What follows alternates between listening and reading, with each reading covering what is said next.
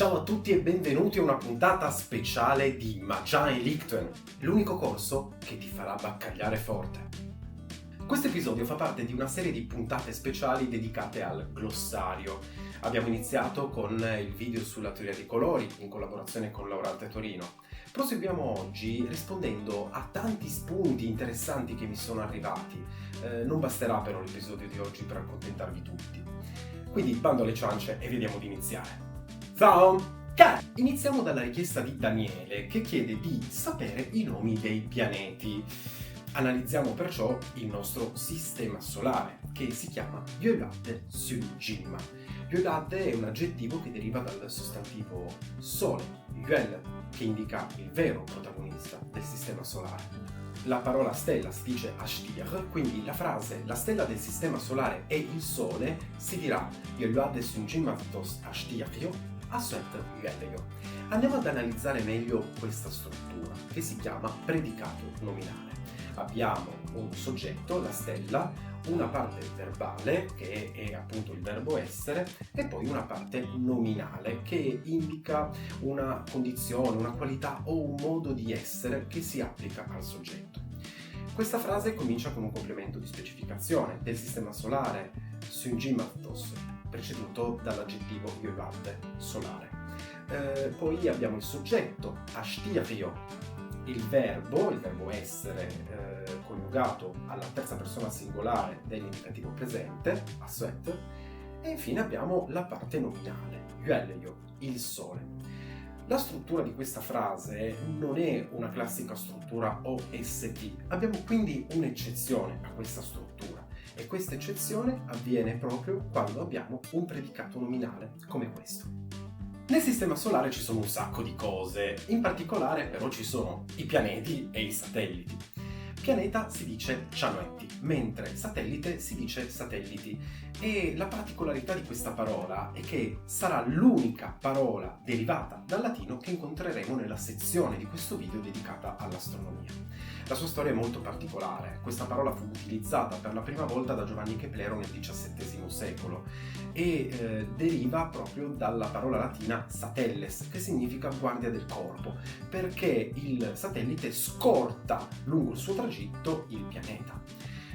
Non in tutte le lingue però è passata la parola latina. Pensate che, per esempio, in greco moderno satellite si dice dorophoros. Dorophoros significa letteralmente portatore di lancia, quindi guardia del corpo. Il significato, quindi, è precisamente lo stesso. Tutti i nomi dei pianeti derivano direttamente dalla mitologia greca. Stante la scarsa influenza a livello lessicale della lingua latina sulla lingua monellica, vedrete che questa matrice greca è perfettamente riconoscibile, soprattutto a chi mastica un po' di mitologia greca, quindi sarà molto facile riconoscere questa derivazione. Partiamo dai pianeti più vicini al Sole. Mercurio si dice Yermi, Venere si dice Rodivi, poi abbiamo la Terra, Ri, Marte, Arri e poi i pianeti esterni. Giove, Zia, Saturno, Cron, Urano, Orran, che è la parola che in monellico significa cielo, e infine Nettuno, Poseidone. E i satelliti? Sono troppi per elencarli tutti, quindi dobbiamo accontentarci di uno solo, la Luna, Semeni. Passiamo adesso al mondo degli animali. Chiaramente si tratterà di una trattazione molto meno esaustiva rispetto a quella che abbiamo dedicato ai pianeti, perché gli animali sono tantissimi, il loro mondo è estremamente variegato e vorrei che il video durasse meno di 4 ore. Penso che questo desiderio possa essere condiviso anche da voi. Quindi procediamo. Gli animali sono uno dei regni della classificazione scientifica. Animale si dice so e gli animali si suddividono in varie categorie fino ad arrivare alle classi. A scuola ci hanno insegnato che le classi sono 5. In realtà è una semplificazione, però la possiamo utilizzare perché il nostro obiettivo non è spiegare la classificazione scientifica, ma è cercare di incasellare gli animali in categorie. Quindi possiamo accontentarci di questa suddivisione in 5 classi. E quali classi abbiamo imparato in particolare quando eravamo a scuola? Le 5 classi classiche, chiamiamole così, dei vertebrati. Quindi i mammiferi, i rettili, gli anfibi, gli uccelli e i pesci. Partiamo da noi, partiamo dai mammiferi. Mammifero si dice Vasopyerrun, letteralmente portatore di mammelle. Questi mammiferi si dividono poi in marsupiali e placentali. I marsupiali si chiamano marsual, derivano dalla parola marsipu, che significa borsello. I più famosi marsupiali in assoluto sono il koala, che si chiama koala, e il canguro, che si chiama kanguru. In entrambi i casi, in lingua monellica, come nella maggior parte delle lingue del mondo, si utilizza la parola dei nativi australiani. Placentato si dice invece placental e deriva dalla parola placenta, che significa placenta. È molto curioso il giro che ha fatto questa parola, perché è una parola di origine greca che è passata in latino e da qui è stata distribuita in tantissime lingue nel mondo con il significato che gli attribuiamo ancora oggi, anche in lingue come monellico che hanno un'origine greca. Alcuni degli esempi che adesso faremo degli animali placentati, che sono tantissimi e arci noti, me li avete chiesti voi, me li avete suggeriti voi. Vi ho chiesto proprio una mano ad individuare tra tutti gli animali esistenti o esistiti quelli di cui potesse interessarvi la traduzione. Mi sono arrivate parecchie richieste e alcune cercherò di accoglierle con affetto. Partiamo da Sofia, che mi fa una richiesta e mi chiede di tradurre orcella asiatica. Qui me la sfango facile, perché in letteratura questo delfino è conosciuto come il delfino dell'Irrawaddy. L'Irrawaddy è un fiume che nasce in Cina, attraversa tutta la Birmania. Quindi è molto semplice la traduzione. Irrawaddy delfin. Delfin significa appunto delfino. Sofia mi suggerisce un altro mammifero, il pipistrello bianco dell'Honduras. La parola per pipistrello è molto interessante. Yerur. Yer significa mano, ur significa ala e si tratta di una parola composta. La parola per pipistrello bianco dell'Honduras è Honduraig Loak Yerur. Honduraig significa honduregno. Loak è uno dei modi, l'abbiamo visto anche nel video sulla teoria dei colori, in cui si può tradurre la parola bianco, e infine Yerur, appunto pipistrello. Sotto a chi tocca? Sofia. Sofia ci chiede anche del cervo dal ciuffo. Sofia è una nota ammiratrice di Margioglio. Chi sono io per giudicare? Ci sono due modi diversi per tradurre quest'animale. Il primo è Taffi-Lavò. Taffi significa ciuffo e lavò è la parola per cervo. Molto più interessante è invece il secondo modo per tradurlo, che si riferisce alla coppia di canini che porta il maschio di questo cervo molto particolare. La parola è Emath-Shur-Lavò, che letteralmente significa il cervo succhia sangue, perché questi canini fanno assomigliare il cervo quasi a una creatura vampiresca. Andiamo ad analizzare però la parola. Emma significa sangue, shur è la radice del verbo shurin, che significa succhiare, e poi abbiamo appunto lavò, cervo. Ma c'è un altro motivo per cui sono contento che mi sia stato chiesto quest'animale. Il cervo è uno di quei mammiferi che l'uomo conosce da sempre. Non ultimo presenta un marcato dimorfismo sessuale, cioè individui della stessa specie ma di diverso genere hanno delle caratteristiche completamente diverse. Per esempio il maschio del cervo è più grande, quindi di dimensioni maggiori, presenta un palco di corna e nel caso del cervo vampiro ha questa famosa coppia di denti canini che li rendono perfettamente riconoscibili. La parola lavò individua solo l'individuo maschio del cervo, mentre la cerva, quindi la femmina del cervo, si chiama lavì. Tantissimi animali, tra quelli che noi abbiamo disegnato sulle pareti delle caverne, presentano proprio due parole diverse, una per il genere maschile e una per il genere femminile. Un altro esempio è la parola orso, che ci chiede il buon vecchio Alberto. Orso si dice ardu se maschio, arvi se femmina. In particolare la parola arvi individua anche la costellazione dell'Orsa Maggiore e infatti l'aggettivo che deriva da arvi, cioè arvik, significa artico. C'è però un'ulteriore parola, la parola arch. Arch può voler dire orso oppure orsa, quindi abbiamo un'unica parola che possiamo o declinare con un determinante al maschile o declinare con un determinante al femminile per andare ad individuare correttamente il genere dell'animale in questione. Gli esempi con cui avevamo cominciato presentavano tutti una parola unica che si declinava secondo un unico genere. Koala è sempre neutro, kangourou, come anche delvin, è sempre maschile, mentre invece Gierur è sempre femminile. Arch invece può essere maschile, come può essere anche femminile. Bene, nello stesso modo si comportano le parole che si riferiscono ad animali con cui abbiamo condiviso una parte molto importante della nostra storia.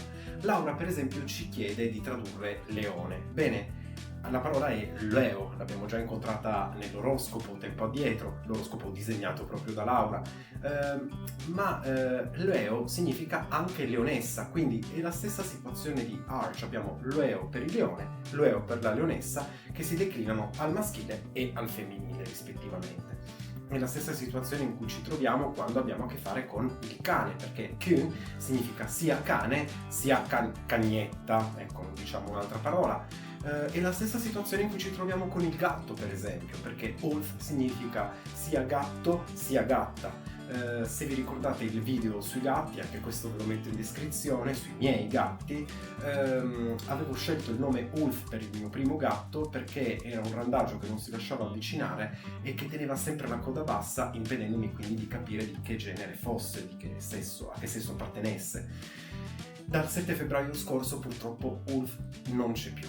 Però ci sono state delle importanti novità, perché non abbiamo lasciato Soleil da solo, ma Soleil è un nuovo compagno.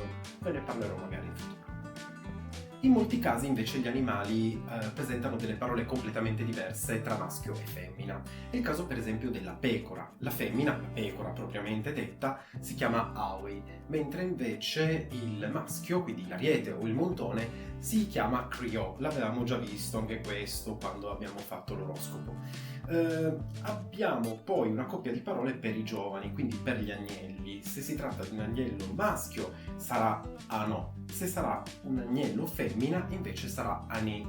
Rimanendo sull'oroscopo possiamo formare una triade molto interessante con toro, vacca, vitello. Toro si dice tour, ma se castrato si chiama bue, quindi vo, mentre la vacca, quindi la mucca, si chiama voa. Il vitello invece si chiama damalli e quest'ultimo è declinabile tanto al maschile quanto al femminile, e al femminile si può riferire anche alla giovenca. Invece il vitello un pochino più grande, quindi castrato prima di diventare bue, il manzo, si chiama werk. Tornando all'ariete, Ilenia fa una richiesta molto interessante e genuinamente disinteressata: il coniglio ariete nano. Qui tocca andare con ordine, perché? Perché il coniglio ariete fu selezionato inizialmente in Inghilterra nel corso del XIX secolo e qui fu chiamato lo rabbit, letteralmente il coniglio dall'orecchio pendente. Poi si diffuse in Francia nel corso del Novecento e qui fu denominato lapin bélier, letteralmente coniglio ariete, lo stesso modo in cui lo chiamiamo in italiano. Quale delle due denominazioni vinse? Vinse quella francese, anche solo per motivi legati alla vicinanza geografica. Quindi, ariete, criot, coniglio, Jerry, coniglio ariete, criot, Jerry. E nano? Abbiamo due parole, due aggettivi per nano. La prima parola, nachnik, si riferisce però principalmente a esseri umani affetti da nanismo. La seconda parola, lach, invece è molto più generica, quindi si adatta perfettamente a questo caso. Coniglio, ariete e nano, quindi si dirà lach, criot, Jerry. Molto spesso invece sono determinate caratteristiche degli animali a regalare loro un nome. Ne è un esempio l'animale proposto da Will, il rinoceronte. La parola in monellico è rin kerashti. Rin significa naso, kerashti significa cornuto. Direi che con i mammiferi la possiamo chiudere qui. Passiamo agli anfibi. Anfibio si dice veplashvi, che significa letteralmente vita duplice, in riferimento alla possibilità dell'anfibio di passare del tempo in acqua e fuori dall'acqua. L'anfibio più famoso in assoluto è la rana. Per la rana abbiamo due diverse parole. La prima parola è vadraju, la seconda parola è crotta. Sono praticamente interscambiabili, ma crotta normalmente si riferisce agli esemplari di dimensioni inferiori. Anche per il rospo abbiamo più parole a disposizione. La prima parola è una parola maschile, un sostantivo maschile, che però si può riferire tanto al rospo maschio quanto al rospo femmina, ed è cappo. Abbiamo poi invece un'altra coppia di parole, la coppia vrunno, vrunni, che sono rispettivamente maschile e femminile e si riferiscono al rospo maschio esclusivamente e al rospo femmina. Infine abbiamo la raganella. Raganella si dice dragani. E ora sotto quei rettili. Rettile si dice huerpeto e il sostantivo huerpeto deriva dal sostantivo huervedo, che significa serpente. Huervedo a propria volta deriva dal verbo huervin, che significa strisciare. C'è tuttavia una parola molto più usata, molto più comune, molto più colloquiale per serpente, ed è la parola trap. Il mondo dei rettili è però molto affascinante, molto ricco, molto variegato. E anche qui abbiamo una richiesta. Thomas suggerisce gentilmente il geco satanico dalla coda a foglia. Sei molto carino, Thomas. Poi qualcuno mi deve presentare i naturalisti che danno questi nomi a queste povere bestie, e questa crociata ovviamente è partita dalla realizzazione di questo video. Va bene, geco satanico dalla coda a foglia. Geco si dice talatti. Satanico è un aggettivo che deriva da Satana, Satan, e si dice satanic, dalla coda a foglia. Qui ci viene in aiuto l'aggettivo vergu. Vergu significa dotato di coda, che ha una coda.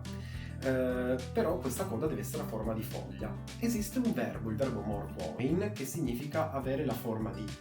Prendiamo questo verbo, gli togliamo la desinenza dell'infinito e ci rimane proprio la radice, morvo. Infine la parola foglia si dice poettilo, quindi che ha una coda a forma di foglia, dalla coda a foglia si dice poettilo morvo ergu. Poettilo morvo ergu. E qua riconosciamo perfettamente tutte le tre componenti di questo aggettivo.